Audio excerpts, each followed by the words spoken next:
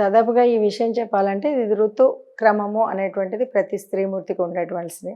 మాతృత్వం కావాలి అంటే ఋతుక్రమం ఉండవలసిందే.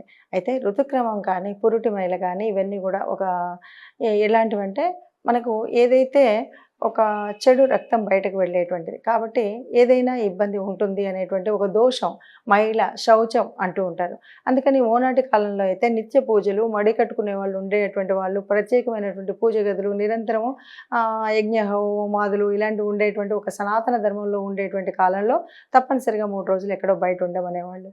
ఇప్పుడు ఆ పరిస్థితి లేదు. అంటే ఇంట్లో నిత్య పూజ అనే కాకుండా ఎక్కడో దేవుడి గది పక్కన ఉంటుంది, తలుపు వేస్తాం కాబట్టి అట్లాంటి పరిస్థితి ఉండదు. అయితే దీని వెనుక కనుక బాగా ఆలోచిస్తే ఇంకొక పరమార్థం కూడా లభిస్తుంది. ఏంటంటే ఎప్పుడు కూడా నిరంతరం 24 గంటలు పనిచేసేటువంటి ఒక స్త్రీమూర్తికి ఈ 3 రోజులే చక్కటి విశ్రాంతి లభించేటువంటి. ఎందుకంటే ఒకవైపు పనిచేసేటువంటి వాళ్ళు, రెండొక వైపు మనకు కడుపు నొప్పి ఇలాంటివి, కాళ్ళు లాగడం ఇలాంటి కొన్ని శారీరకమైనటువంటి ఇబ్బందులు కలిగేటువంటి సమయం ఉన్నటువంటి కాలం కనుక ఆ ఇబ్బందుల నుండి వీళ్ళకి కొంత విశ్రాంతి కలిగించాలనేటువంటి సదుద్దేశంతో చేసినటువంటి పని.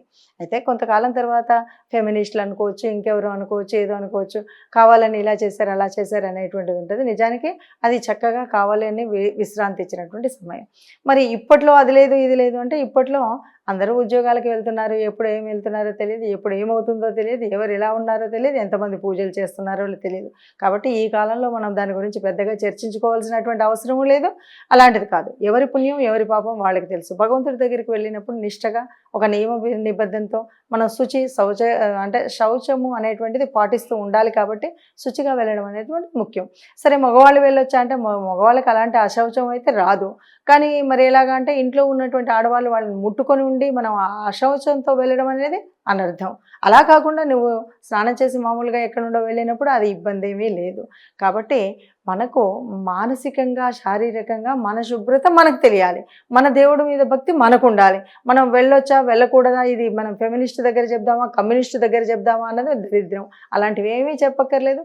ఎవరి పరిశుద్ధత వాళ్ళది, ఎవరి దేవత ఆరాధన వాళ్ళది, ఎవరి నియమనిష్టలు వాళ్ళవి. మన నియమనిష్టలు ఏంటి, మన సనాతన ధర్మం ఏంటి మనకు తెలియాలి. తెలిసినప్పుడు వాటిని పాటించడంలో ఇబ్బంది లేదు. వాటిని పాటిస్తేనే పవిత్రత ఉంటుంది అనే నమ్మకం మనందరికీ ఉండాలి.